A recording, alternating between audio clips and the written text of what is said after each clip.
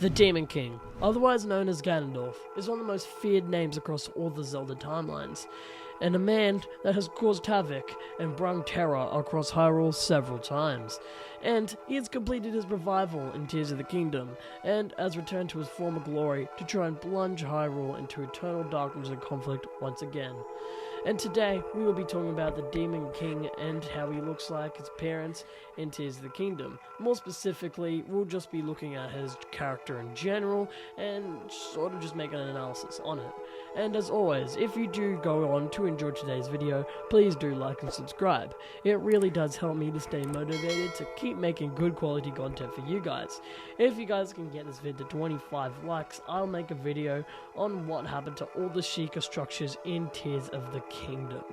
Also, there are spoilers for Tears of the Kingdom in this video, so if you don't want to miss out on the game's story and get spoiled, please click off now.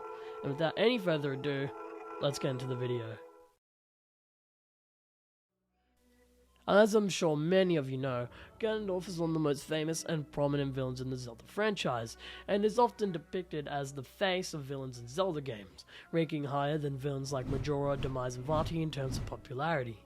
In the games he has concluded, he is depicted as a strong, tall Gerudo male, with green skin and red hair. Something to take note of is that in pretty much all of his appearances, he's had green skin, while to my knowledge, every other Gerudo has tan or brown skin, except for a few exceptions. This could imply that not just his mental and emotional self has been corrupted by the power, but also his physical appearance. In Tears of the Kingdom, Ganondorf takes on a similar appearance to what I just described, the few differences being how he dresses and chooses to fight, taking on a samurai appearance, wearing to what appears to be a hakama and kamishimo, sorry if I butchered that, which was worn by samurai and courtiers during the Edo period in Japan. He also wields a sword, called a gloom sword, which suspiciously looks like a katana, from the way Ganondorf uses it in combat to the sheath used to hold the sword.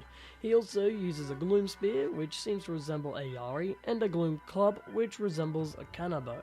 Now that we have established how Ganondorf looks, and the weapons he uses in battle, let's move on to the next part of Ganondorf and this video, the story. The first time you see Ganondorf in Tears of the Kingdom is deep under Hyrule Castle. You find him locked away and being imprisoned by a glowing green hand. All of a sudden, the hand falls off Ganondorf's mummy-like body, and a stone rolls towards Zelda. You and Zelda slowly approach the mummy. The mummy begins to shake and move. It stops. For a moment, there's nothing but silence. Then, the mummy's head jerks towards you, and its eyes glow a red and orange color. Dust and debris start to fall off his body. He begins to talk to you, somehow knowing both yours and Zelda's name. The mummy stands up, breaks the master sword without any effort, and begins to use gloom to lift up the roof, causing the upheaval in the beginning of the game. This is an amazing and impressive start to Ganondorf's story. It immediately gets the player hooked. However, despite this great start, his overall story lacks, mainly motivation and backstory. Before the game came out, I really thought we were going to get a cutscene of Ganondorf getting bullied as a child for being the only male Gerudo or something like that.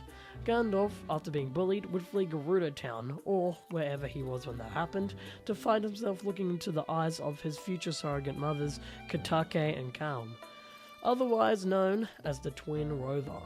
Meanwhile, for the motivation, we could have had a cutscene where, as a teenager, him and the Twin Rover are trying to look for the Triforce of Power to try and bring Gerudo to a new place in the Hyrule. You know, just make the civilization stronger.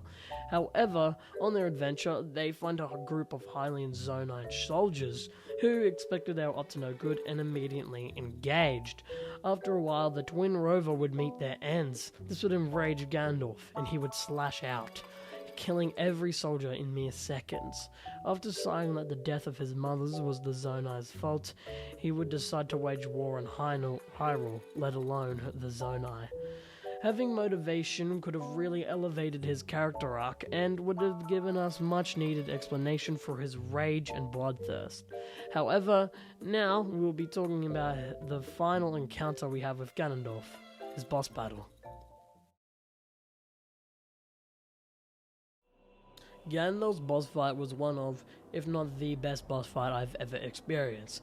It starts out with you slowly traversing the depths underneath Hyrule Castle, where you first encountered him, where at the end of this sort of like tunnel in the depths, you will fight off Ganondorf's army of monsters. Then, depending on whether you beat all 5 of the game's dungeons, you'll either be able to progress to the Ganondorf fight, or have to fight all the 5 dungeons bosses, and then fight Ganondorf. Before you fight Ganondorf, he'll give a speech of why light is bad, peace is horrible, and darkness is wonderful. Until he'll complete his transformation, jump down from his path, I think, and meet Link head on. The fight commences with Ganondorf switching between his 3 weapons that I mentioned earlier. In his first stage, he'll basically just be like a harder Phantom Ganon, with Ganondorf just using the same moveset as, obviously, Phantom Ganon uses. Once you defeat Ganondorf in his first stage, a cutscene will start initiating his second stage, and oh my god, yes, that's right, his health bar just keeps on going and going and going. When I first fought him, I thought to myself, holy crap, this is not going to be easy, and oh boy was I right. The second stage started off with Ganon spawning in a couple Phantom Ganons to obviously assist him. If you have completed all 5 the dungeons though, the sages will help you and take care of the Phantom Ganons. After you get Ganondorf down to half health, he will unsummon, I think that's the word, to the Phantom Ganons and blast the sages against the wall, knocking them out, leaving just you and the Demon King to duke it out. He'll do what's called a beckoning sign, at least according to Wikipedia, continuing the battle.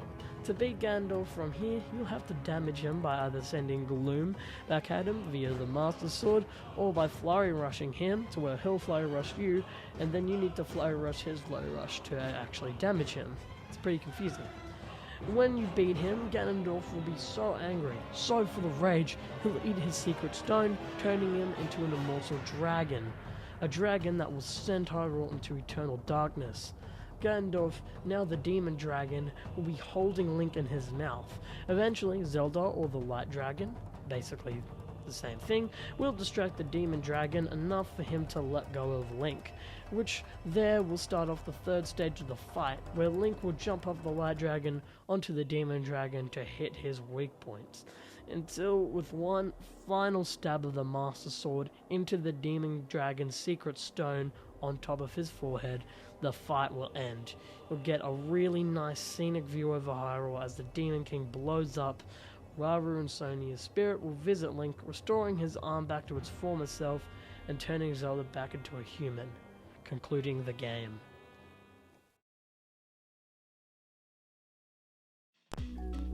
To conclude, I feel like Ganondorf's story is lacking, and I hope we get some sort of cutscene in a future game or DLC explaining why Ganondorf is fixated on destroying Hyrule, at least in Tears of the Kingdom.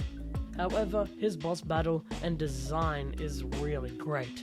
I love the fact that he fights and looks like a samurai from medieval Japan. It's a really nice touch and I love it.